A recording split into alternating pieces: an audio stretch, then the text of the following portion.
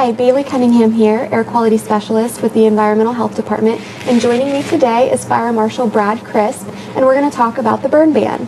Baylee, thanks for inviting me. Appreciate it. This time of year is kind of tricky for us. It's dry out. We haven't had a lot of rain. There's a lot of dormant vegetation like grass and brush and stuff down. And so it's been kind of a tricky year when it comes to people using their chimeneas and their outdoor fireplaces and being able to burn those things. We've had a burn ban in effect for more or less the last 4 weeks.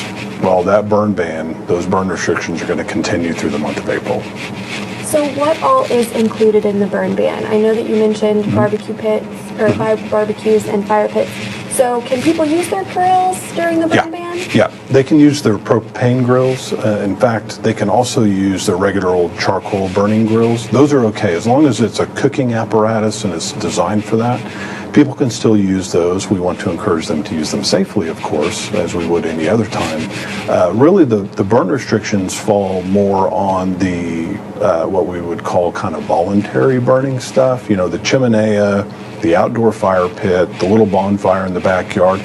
Even our burn permit holders are under this restriction, so we're not issuing any burn permits right now. Developers and whatnot pile up trees that they've cleared out, and we're not allowing any of those things to burn right now. Just so you know, we're also suffering the consequences of this. Even the fire department doesn't do any training fires during this month. Oh, wow. The airport doesn't do their training fires. McConnell doesn't do theirs. Pretty much anything that would require a permit or be regulated by state agencies or even our local city agencies are not allowed to be used at this time. Okay, so I know that there's a burn ban in effect, but there has been some burning in the area. Yeah. So can you explain why people are still burning? Sure. Well, farmers and ranchers need to burn off their grasslands. It controls weeds, it controls pests, and there's a lot of really good reasons why farmers and ranchers do that. The burn restrictions that were enacted many, many years ago at the state level exempt those folks from the burn restrictions because they need to do those things. But here in Wichita, we needed to do our part to help protect the air quality and keep those ozone levels down. And so our part of this mix is to have these April burn restrictions in place so that the City of Wichita is taking the initiative to do their part to have good air quality and not get us out of attainment. That's great.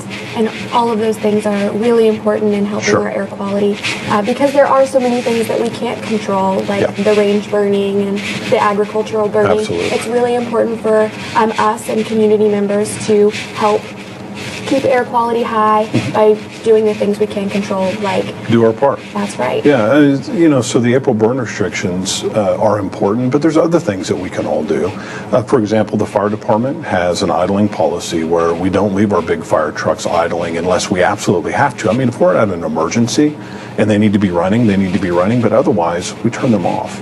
We try to reduce the amount of travel that we do during the day in our big fire trucks.